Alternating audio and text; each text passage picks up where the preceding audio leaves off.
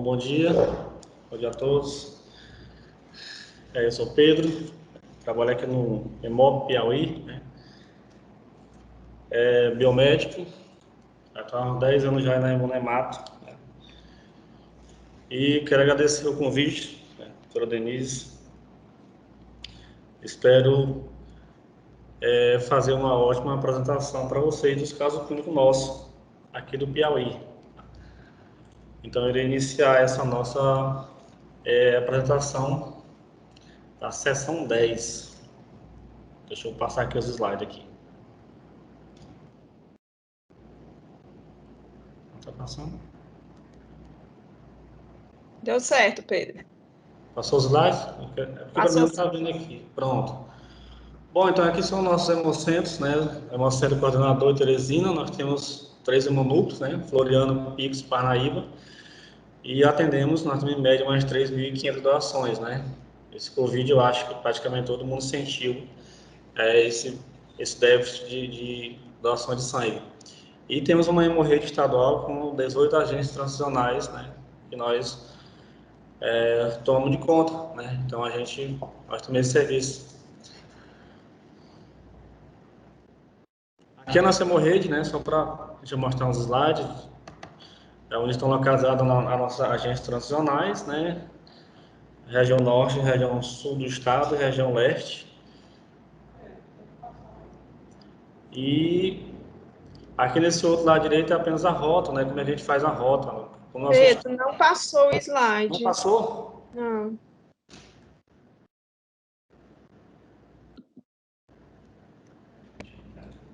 Para aí, doutora. Aqui não está passando também. Deixa eu ver aqui. Só um instante, tá?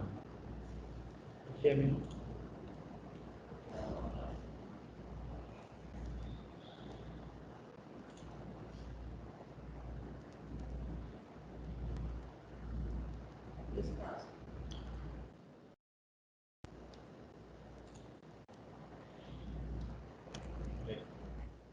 Tá passando agora, doutora? Não, tá naquele mesmo slide que você aparece. Pronto, voltou para o primeiro. Voltou, pronto, vamos lá. Passou? Passou para o segundo. Vamos ver se passa para o terceiro. Pronto, Deu passou? certo. Passou. Pronto, então agora vai. Bom, aqui é só para a gente mostrar, nós temos esse lado esquerdo, né, então as agentes transicionais, né, os hemonúcleos e o coordenador, e aqui do lado direito nós temos a rota, né, geralmente nós temos um profissional que faz toda essa rota, levando uma componente, levando materiais de insumos, reagentes, uma componente, né, via transporte nosso, oficial, né, é um profissional que vai acompanhando e faz uma vistoria nas agências internacionais, a fim de, né, passar um melhor serviço para essas agências. Bom, aqui, passou o slide, deu certo agora? Deu sim, Pedro. Tudo certo. Pronto, agora vai dar certo. Bom, aqui é a equipe da Imunemato, né, a imunematologia representada, aqui é o pessoal que a gente divide as dores de cabeça, né? Então, o pessoal estão comigo nessa foto, então é um prazer participar dessa equipe juntamente com eles.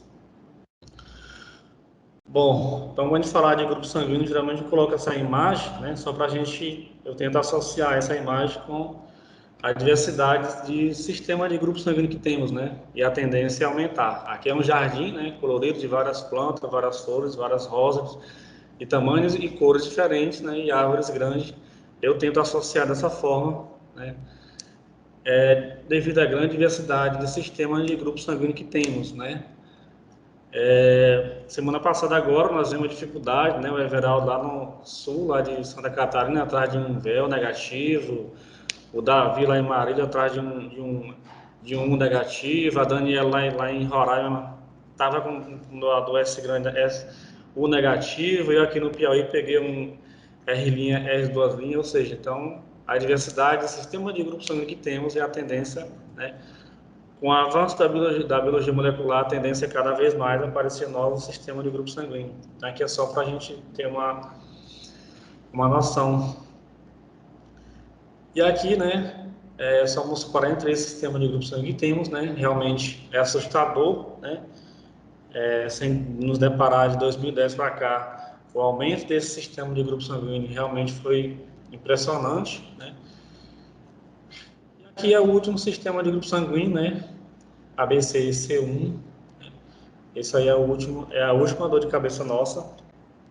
Infelizmente eu ainda não tenho nada dele, não consegui ainda ver nada relacionado. Aos amigos da Imunemática que tiver, né, que possa passar algum artigo para a gente já ter um conhecimento sobre eles. Então aqui fica.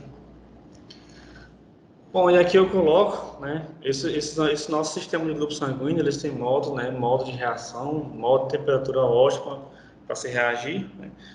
Aqui eu coloquei uma planta, né, relacionada à região sul, né, que reage melhor a essa temperatura fria. E aqui do lado a nossa planta, né, conhecida no Nordeste, geralmente em temperatura mais alta, né? Então eu tento associar dessa forma para ficar melhor para o pessoal entender. Bom, e aqui a gente que trabalha na Imunemato, nós temos que ter um conhecimentozinho, não muito aprofundado, mas pelo menos superficial, que esse sistema de grupo sanguíneo, né, são carboidratos, proteínas, são glicoproteínas. Então aqui eu tentei colocar de uma forma que todos possam ver, né? Carboidrato temos APO, né? É anti-Lewis, H, anti-I, sistema I, aliás. Temos a passagem única, no caso MS, no caso GABS, no caso Lútero, VEL. E temos o sistema KEL, né? Que ele passa passagem única, né? Tipo 2. E temos múltiplas passagens, no caso RH, KID, Diego, Gil. E temos proteína ligada à GPI. Então é só para a gente ter uma visão, né, aonde nosso sistema de grupos sanguíneos estão inseridos. Bom, em nosso caso clínico, é esse aqui. É um paciente de 74 anos. Um paciente está com um diagnóstico de anemia 5.5, né? Paciente no CA, né? Está com CA de pâncreas. Hospitalizado no Hospital de Urgência Teresina. Ele aqui fez uma transfusão em 2012, né? Então em 2012 ele fez uma transfusão. E todos os pacientes nossos que aparecem por aqui já, né, peço para ver alguma coisa, se são fruto, né, de casamento primo com primo, né? E aqui realmente no Nordeste é um grande caso relacionado a casamento de parentes. E eles eram primo com primo, então é uma dor de cabeça a mais para a gente. Bom, e na tipagem sanguínea, paciente O positivo.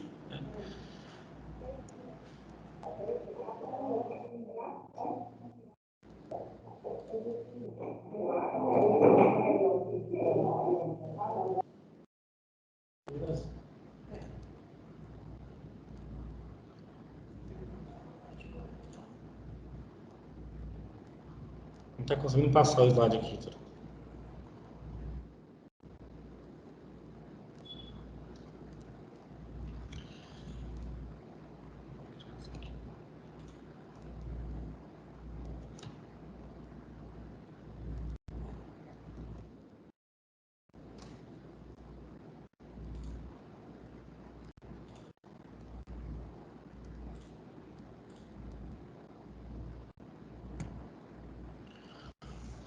Bom, nosso paciente é um paciente O. Estão conseguindo observar os slides, doutor? Acho que está dando algum problema, alguma coisa que eu não consigo resolver aqui. Pero tá dando certo. Não tá do jeito normal, mas tá dando certo. Dá para ver. Dando certo? Aqui?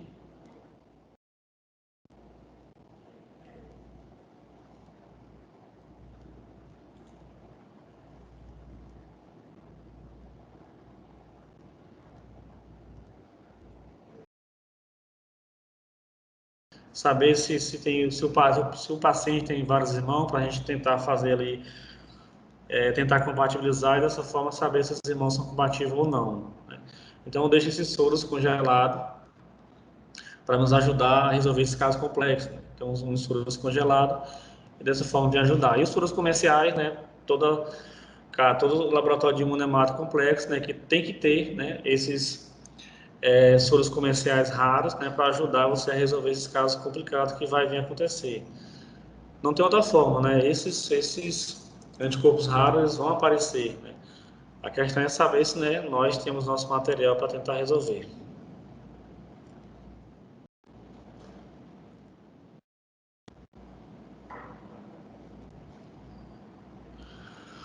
Bom, e aqui, né, foi feita toda a fenotipagem do paciente, né? O paciente é um paciente R1, QEL negativo, CELANO negativo, KPA negativo e KPB negativo, né? Confesso para vocês que na primeira vez que eu fiz essa fenotipagem, não acreditei, né? Fiz novamente a fenotipagem, fiz 3 vezes aí que eu consegui confirmar que o paciente era CELANO e KPB negativo, né? É um fenótipo raro, né?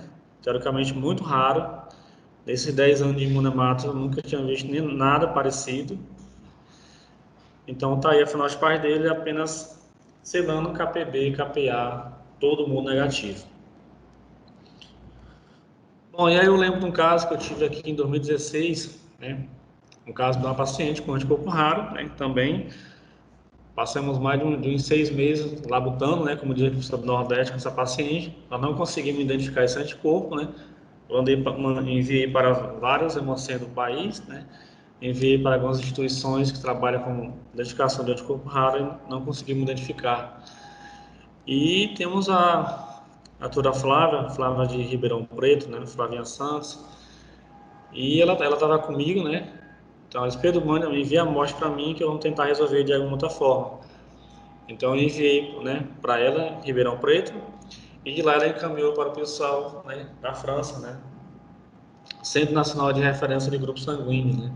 Onde sabemos que são um centro muito que estuda realmente, né, esse sistema de grupo sanguíneo bem avançado. Então, eu enviei para lá, para ela, e ela enviou para a França. E, né, assim como 98, né, nós conseguimos pegar aqui uma goleada da França, né? Mas sabemos que nós estamos diante de um anticorpo raro, né? Lá eles conseguiram identificar um paciente um anticorpo raro, anti-QL19, apenas 2 relatos na literatura, temos o terceiro, possivelmente pode ser esse nosso caso, o Piauí, e conseguimos identificar. Então eu peguei esse meu soro, né?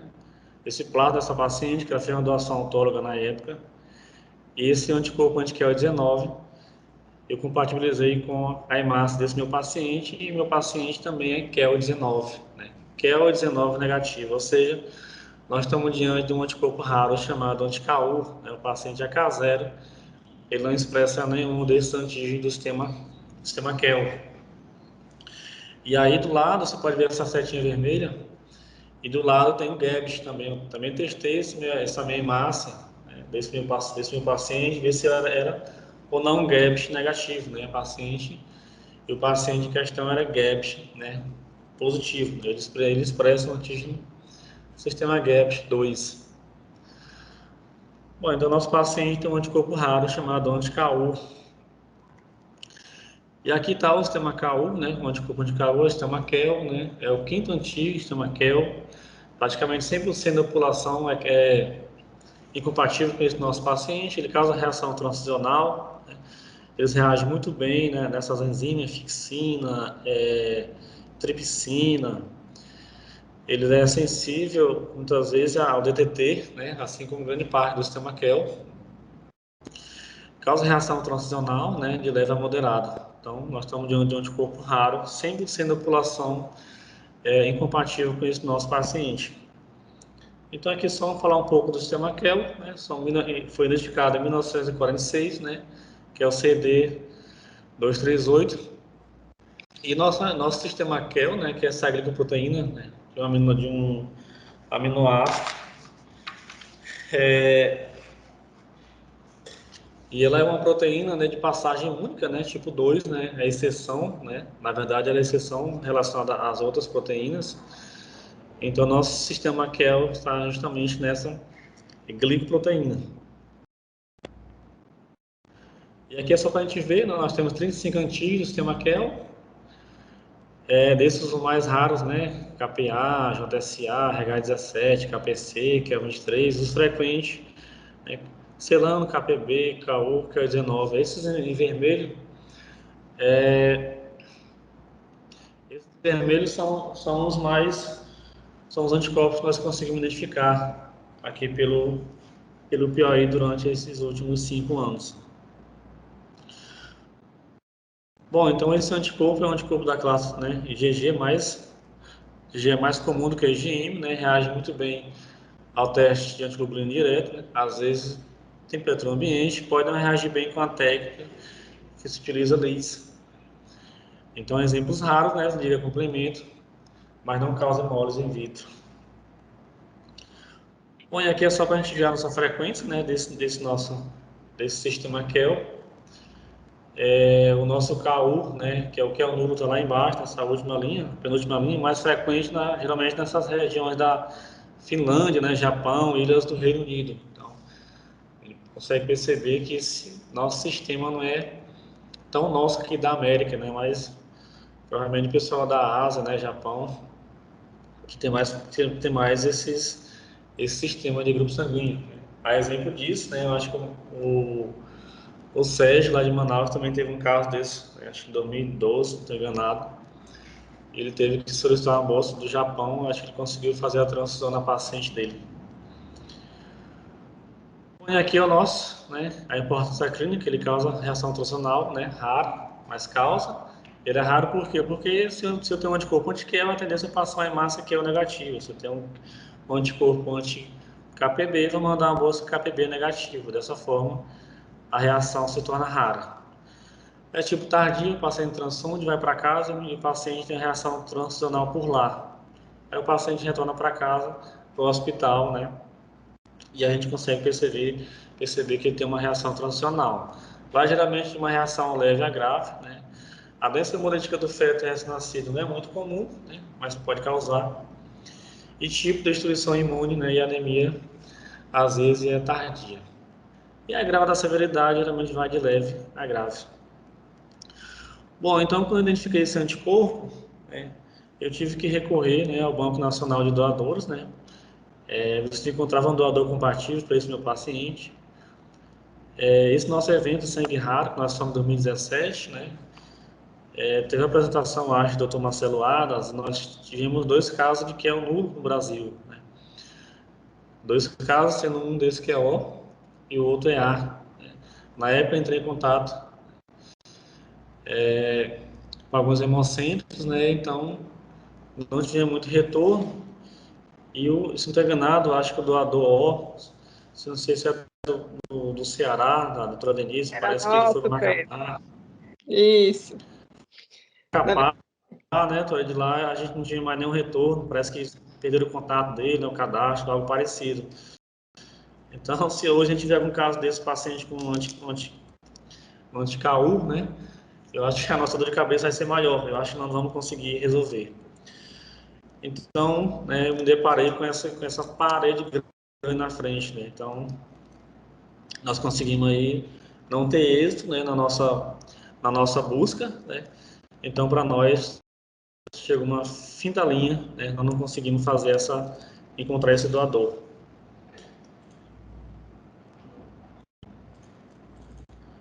Tá conseguindo ver o slide, o último slide? Tudo certo. Conduta transfusional, transfusão de QEL-NU, é esse? Isso, perfeito. Perfeito. Perfeito. Pedro, muito obrigada. Eu queria fazer alguns comentários, né? Realmente, assim, Eu tô Oi? tô só finalizando aqui, doutora. Ah, ainda tem outro? Desculpa. Tô só finalizando aqui. Apareceu alguma coisa aí, doutora? Apareceu o MMA. Pronto. A outra conduta nossa era a gente tentar realizar o teste, né, de MMA para ver se esse anticorpo era realmente clinicamente significativo, né?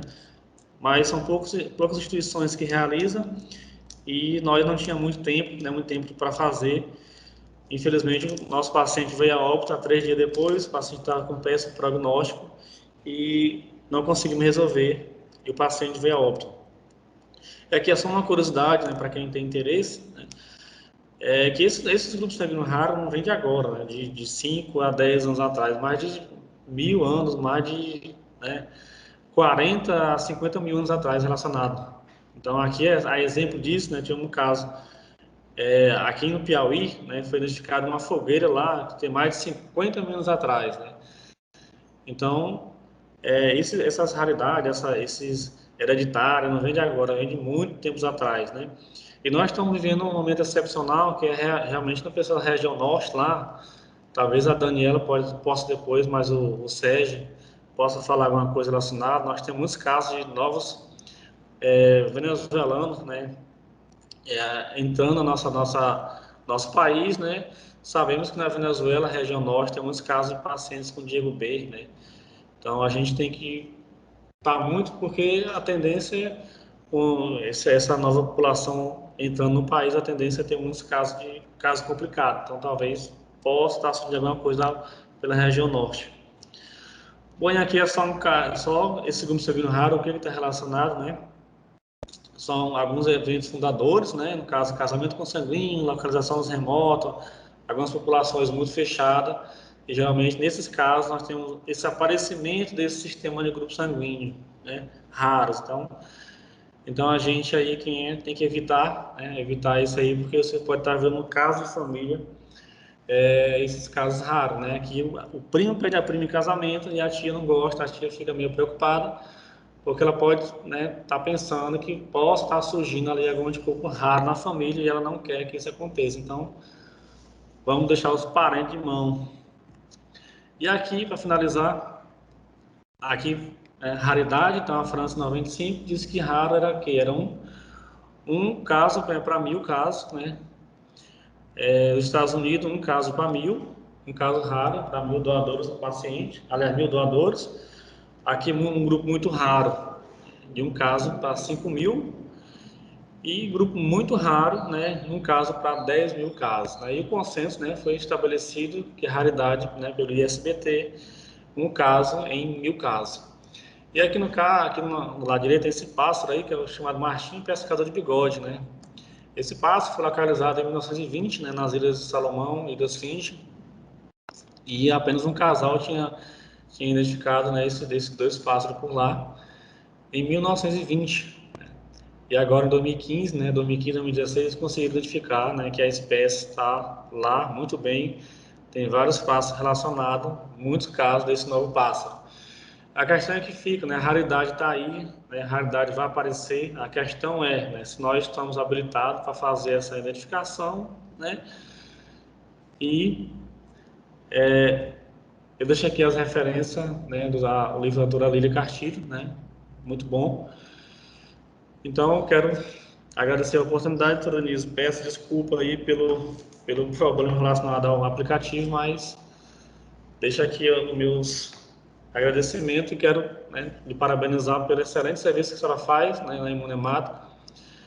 A senhora é exemplo, é uma referência para nós daqui do Nordeste, né, acho que o Brasil todo, desde ajudar nos casos complexos, de ajudar enviando bolsas raras, né, para todo o país, sempre nunca no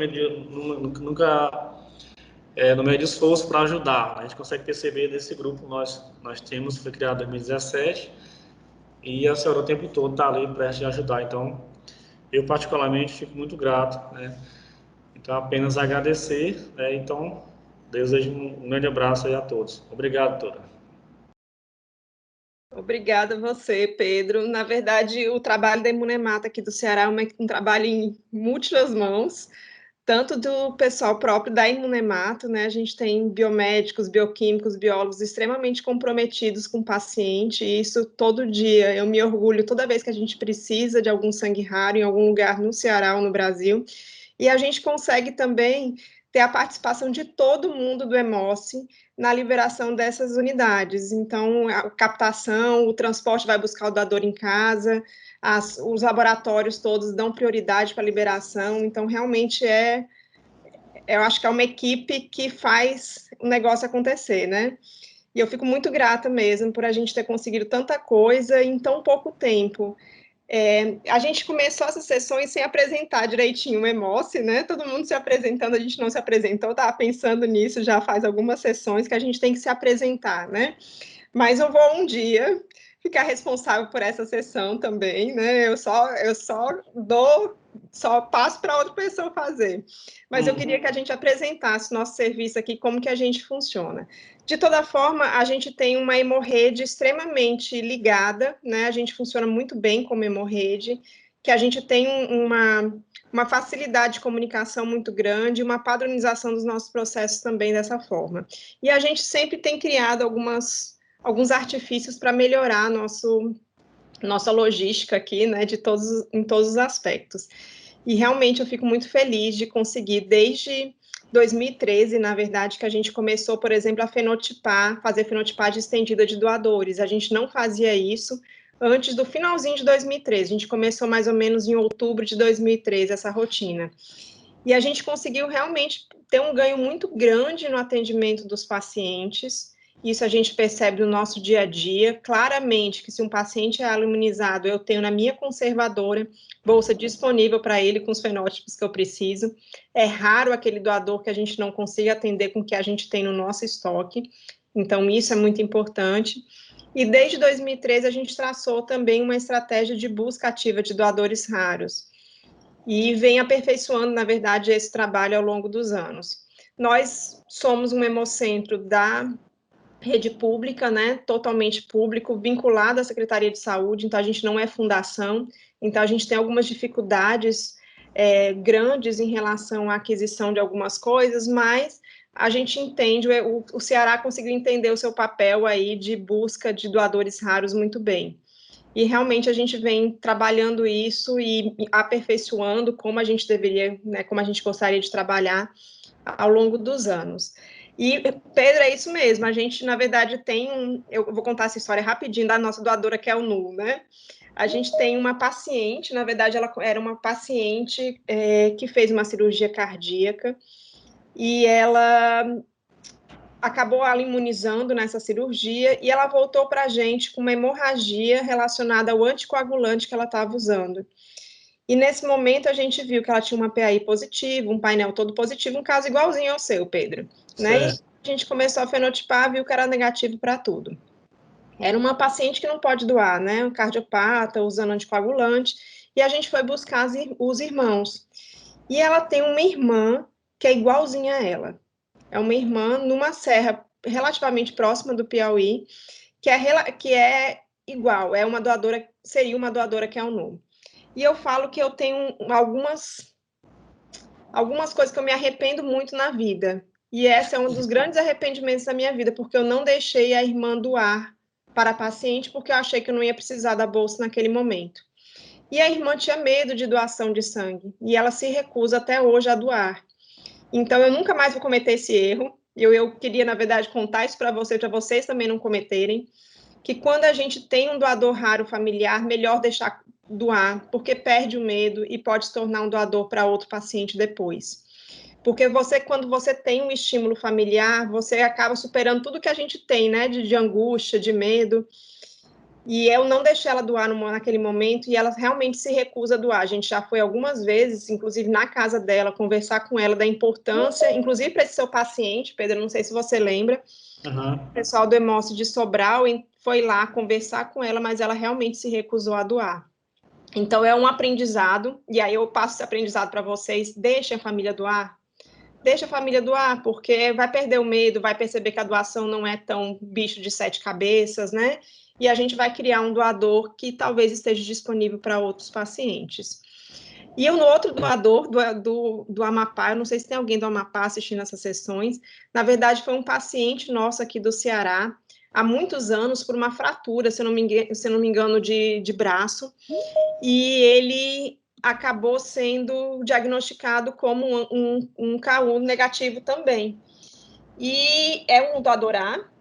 Precisamos, quando a gente encontrou a ficha desse doador, a gente foi atrás para tentar descobrir onde é que ele estava. O pessoal aqui que trabalha no núcleo de medula encontrou o doador em Macapá, junto com o pessoal do Hemocentro do Amapá. E eu não sei o que aconteceu no final das contas com esse doador, mas ele está aí, ele é um possível doador, porque ele não tem nenhum problema de saúde, foi uma situação em que ele realmente foi uma coisa aguda por conta dessa fratura. Então, se alguém do Macapá estiver ouvindo, gente, vão atrás. Vão Matar atrás, esse homem por lá. né, encontrar o homem. Estou até perguntando aqui se a gente sabe ainda os dados deles, porque faz tanto tempo essa história, mas eu estou tentando descobrir se a gente descobre cadê esse nome para poder passar para quem é do Amapá. Realmente é muito raro, né? Se a gente for olhar aí pelos dados do Dr. Marcelo Adler, naquela época nossa, 2017, não sei porque praticamente todo mundo está relacionado a esse grupo nosso, né? Quando tem algum caso raro, a gente coloca, então eu acho que esses casos de que é o nulo, eu acho que são só esses dois relatados. Eu acho que eu não sei se a gente ainda tem, né? Caso alguém tenha algum anticorpo, né, dessa forma, para encontrar um outro doador, se não for parente, a confusão é grande, né? Na verdade, está feita a confusão, né? Aí vamos banco internacional, aí, internacional talvez, né, talvez também não consiga, né? A exemplo foi o Sérgio lá de Manaus, que conseguiu um doador lá no Japão e deu certo para ele, né? Aí lembrar que a gente tem a possibilidade, no Brasil a gente tem a possibilidade de também buscar sangue fora, né, gente? Isso obviamente é bem mais difícil por toda a burocracia e pelo custo, porque não é pequeno esse custo. Além da questão do próprio fornecimento desse componente que não é simples, tem a questão do transporte, que é um transporte caro, além de toda uma burocracia de transporte entre países, mas é uma possibilidade, né? Então, a gente também disso quando a gente precisar de algum caso. Mas eu já tive anos atrás, Denise, também um problema com anti-U, que eu consegui também bolsa nos Estados Unidos. Foi o único lugar que eu consegui bolsa sangue para essa paciente nossa, que tinha anti-U, com anemia falciforme. Então, fica bem complicado. E antes era bem mais difícil, né? Que a gente não tinha nem programas de sangue raro. Então, a gente dependia de alguns hemocentros, colegas, né? Para a gente conseguir sangue para o paciente. E o custo também é alto, né? Que nós foram, na verdade, conseguimos 3 bolsas, tivemos que tirar dinheiro do bolso, infelizmente, porque a nossa secretaria também não cobriu esse valor. Também. E aqui, doutora Denise, aqui no nosso laboratório, a gente faz em torno de 10 a 12. Nós faz todo dia. Aí no final eu sempre incluo um GABS, né? Tento fazer ali uma cruzada ali com um GABS para ver se a gente encontra algum GABS negativo. Então deixa a bióloga Tatiana, que ela fica para gente todos os dias fazendo essa fenotipagem, né? E a gente coloca um GAPS, né, para ver se a gente consegue encontrar um doador, né? Sabemos que é difícil encontrar GAPS nesses casos, a não ser que muitas vezes é um caso de algum paciente que dê PAI positivo, mas normalmente a realidade é grande. Então aqui no estado deve ter uns 6 a 7 doadores GAPS, né? GAPS negativo. E a outra forma que eu encontrei, talvez que eu não possa encontrar algum doador é tentando fenotipar. Vamos fazer a fenotipagem e eu tento incluir esse Goebbels para ver se a gente consegue encontrar algum doador, né? É o que eu posso fazer. mas é isso mesmo. E aos pouquinhos a gente vai encontrando, né, Pedro? É verdade, né? Muito bom, excelente. Tem uma pessoa com a mão para cima. Saiu. Alguém quer fazer algum comentário? Quer acrescentar alguma coisa? Eu gostaria, professora. Oi, adorei a professora, Auricélia. Diga lá.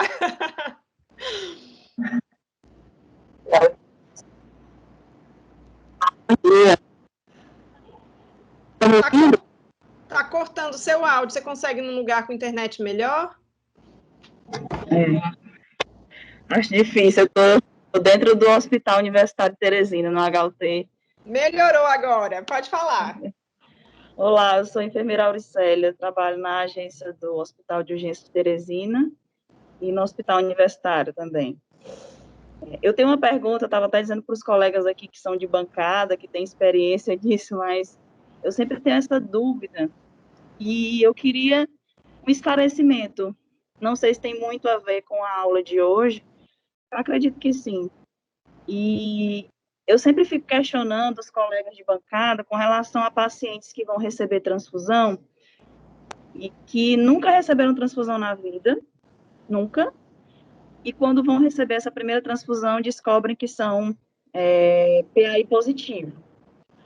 E aí, o que sempre eles me explicam é o seguinte: Auricélia, isso depende, geralmente mulheres desenvolvem anticorpos raros, depende do tipo de medicação que essa paciente está usando, né, que tem que levantar todo esse histórico. Então, assim, mas eu queria saber que medicações, quais são os nomes dessas medicações, o que pode causar realmente isso, um paciente que nunca recebeu transfusão na vida, apresentar um PAI positivo. Será que alguém pode me explicar isso?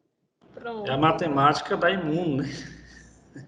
Pronto, Auricélia, a gente, na verdade, tem duas. Eu estava sem câmera, né? A gente tem duas opções. Pode ser um autoanticorpo ou um halo-anticorpo, né? Quer dizer, pode ser um anticorpo que a pessoa formou contra sua própria hemácia, que aí pode estar relacionado com alguma droga ou não, ou um anticorpo que ela formou contra uma hemácia estranha, certo? O halo-anticorpo, que é o que geralmente nos tira mais o juízo, que é aquilo que a gente tem que respeitar, que causa reação transfusional, ele pode aparecer de algumas formas, né? Pode ser um anticorpo natural, como se fosse o ABO, né? Anti-A, anti-B e anti-AB eu não chamo de irregular, mas obviamente a gente sabe que causa reação. E aí a gente tem um bem famoso, né, que é o anti-H do Bombay. Ele é um anticorpo natural que causa reação, é um halo-anticorpo, certo? Mas a gente tem outros que podem ser naturais. O paciente pode desenvolver também algum halo-anticorpo por transfusão, que é o mais habitual, ou por gestação, compartilhamento de seringa, transplante de órgãos. Então, toda vez que eu me exponho a alguma hemácia estranha, eu posso produzir algum anticorpo que pode causar reação transfusional, certo? Então, essa primeira avaliação da PAI é uma avaliação que não vai nos dizer para onde vai. A gente vai ter que fazer um painel de identificação de anticorpos, vai ter que fazer o autocontrole que o Pedro mostrou, né? Então, tem um caminho ainda longo pela frente. A PAI é simplesmente um exame de triagem que vai dizer para a gente se eu vou prosseguir para a prova cruzada ou se eu tenho que fazer o painel de identificação de anticorpos, né? Então, PAI positivo, vou para o painel para tentar saber o que está acontecendo. E pode ser uma coisa simples, né? Ou pode ser uma coisa bizarra, igual o Pedro apresentou aqui. E aí a Imunemata é uma caixinha de surpresa. A gente nunca sabe o que a gente vai pegar na hora que vê um PAI positivo. Existe alguma medicação específica que possa contribuir com isso? Existem várias. A listinha é lá para mais de 100, certo? Então, as mais de 100. As mais características são penicilina, cefalosporina, metildopa, né? Então, essas medicações, elas causam um fenômeno de autoimunidade que pode ser real ou pode estar relacionado à presença apenas da droga. Então, por exemplo, metildopa, a pessoa forma um anticorpo como se fosse uma doença autoimune, independente da droga estar presente ou não. Outras drogas geralmente estão relacionadas à formação de um complexo de um anticorpo contra a droga e a hemácia. Então, a droga precisa estar ali no meio do caminho, durante, né, sua utilização ou da própria droga ou de um metabólito para ter a anemia hemolítica autoimune, né, associada a essa droga. Mas a lista é gigantesca. E aí tem furosemida, tem outras coisas que no nosso dia a dia, anti-inflamatórios, que a gente vê, o paciente está usando e a gente finge que não tem nada, né? Então, realmente, a lista não é pequena, não, a lista é bem grande.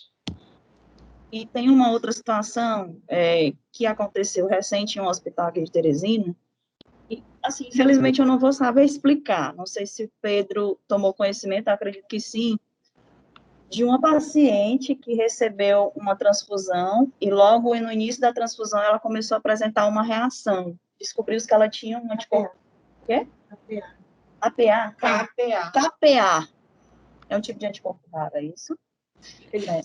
E, assim, existem alguns procedimentos que a equipe faz durante uma liberação de hemocomponente, né? Que é a questão de estudar painel, essas coisas todas.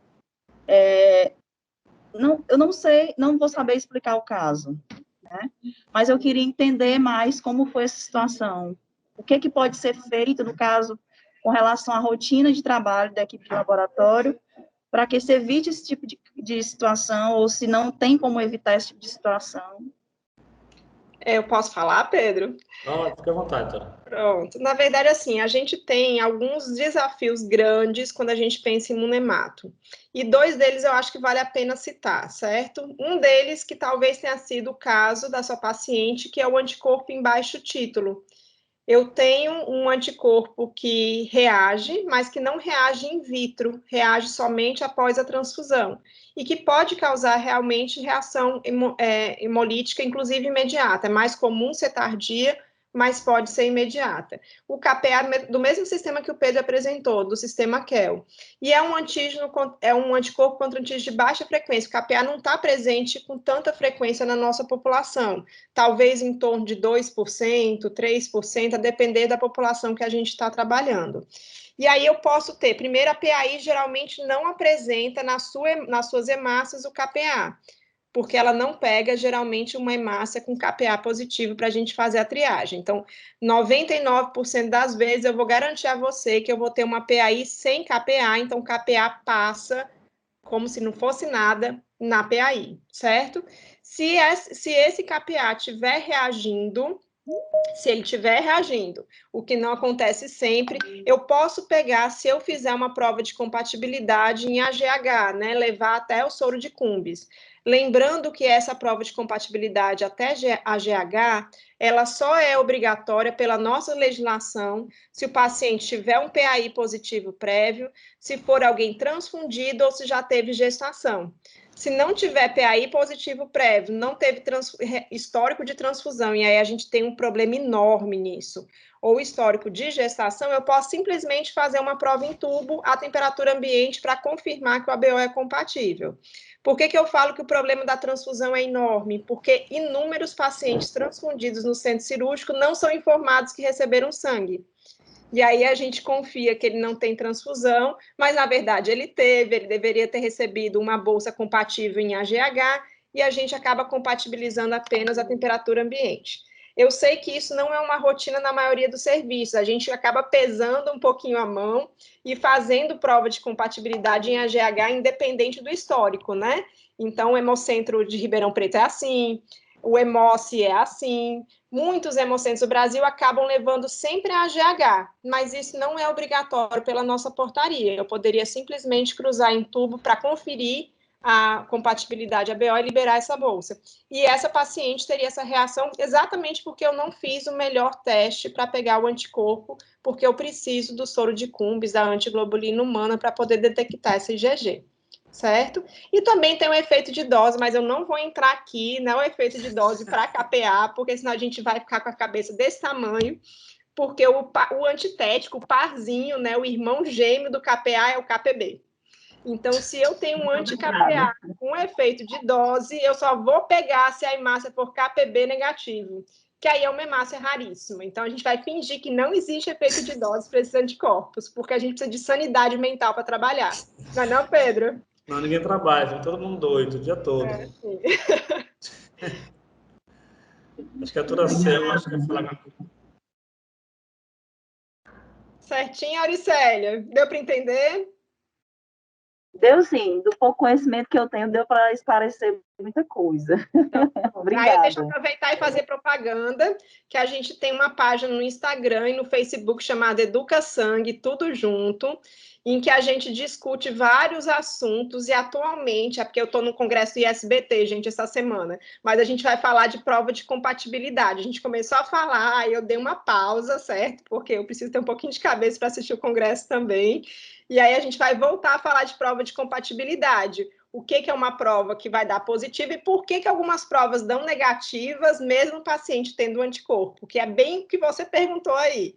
Então, eu espero que nessa semana a gente ainda posta alguma coisa, tá bom? A Selma está com a mãozinha levantada.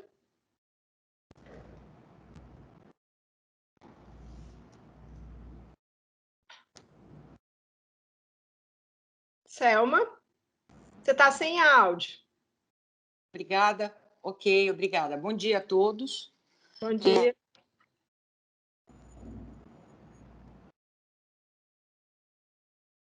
Sua internet não está boa, Selma. Não consigo te escutar. Está travado.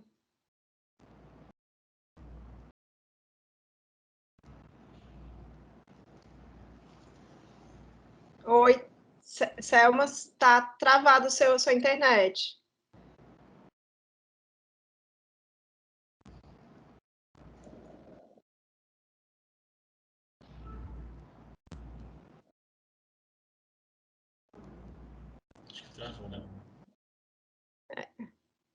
Travou mesmo, ela está entrando de novo.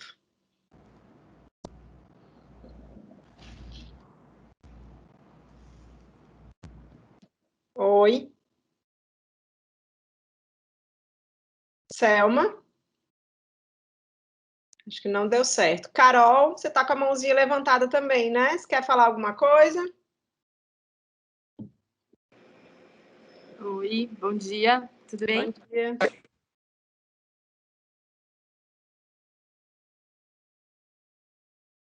Pode falar, Carol.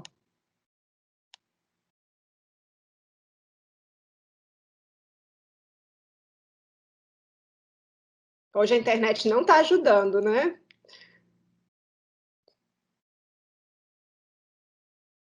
Carol, a gente também não consegue te escutar. Oi. Consegui votar. Pronto. Oi. Professora? Oi. Professor Pedro? Consegui votar, é Selma. Oi, Selma, diga lá.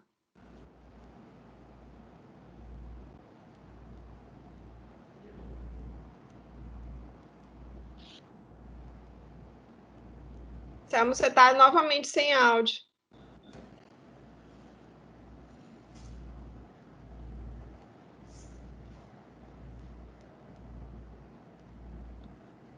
Carol, você ainda está aí?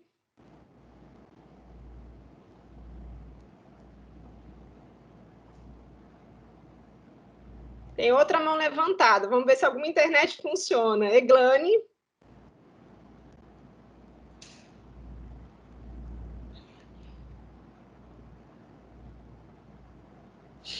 Eglane.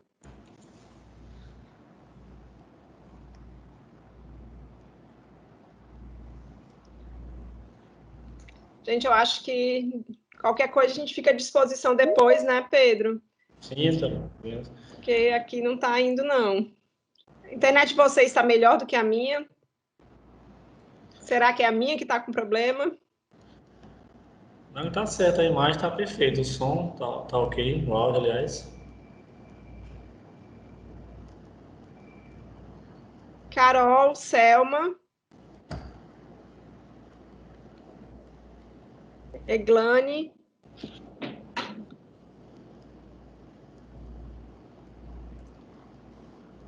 Consegui voltar. Oi. É Selma, consegui voltar, internet muito ruim. Oi, Selma, a gente está te escutando, pode falar.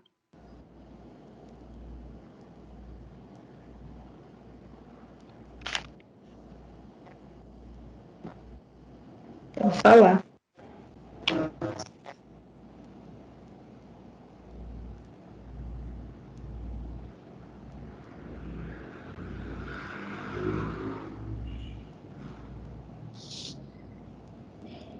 Eu acho que não vai, né? Gente, então a gente se coloca à disposição. A gente tem esse encontro toda segunda-feira, né? Pedro, eu queria agradecer seus casos, né? Pé frio, rei pé frio do Brasil, né? Eu sei que essa posição é muito disputada, mas atualmente eu acho que está com você a coroa, não é isso? Obrigada por topar vir apresentar esses casos aqui. Realmente uma exceção que a gente acaba crescendo muito, né? Casos desafiadores. Lembrando a importância de usar, né, aqueles reagentes que a gente acaba deixando um pouquinho de lado na nossa rotina básica, mas que é tão importante. Aqui o DTT, que o Pedro mostrou, para identificar esses anticorpos do sistema QEL, é sempre uma ajuda enorme o DTT nesse momento. Não é o único sistema que vai sumir com o DTT, mas é o mais classicamente impactado por esse reagente tiol, e que ajuda a gente, muitas vezes, a realmente descobrir e resolver esses casos, né? Então, Pedro, muito obrigada. A gente te espera na outras segundas-feiras, não só que você apresenta, né, o caso, para estar vendo, para estar discutindo com a gente. E semana que vem, eu não me lembro mais quem vai apresentar, mas vai ser aqui pelo Ceará, vai ser alguém do EMOSSE que vai apresentar algum caso, tá bom? Muito obrigada pela presença de todos. Pedro, depois eu vou conversar com você para a gente ver essa gravação, que hoje não ficou muito legal. Talvez eu te peça para gravar o comecinho, porque a gravação parou de gravar em algum momento. O negócio está meio assombrado hoje, tá bom? Obrigada a todos, gente. Boa semana e até segunda-feira que vem. Tchau, tchau. Tchau, tchau.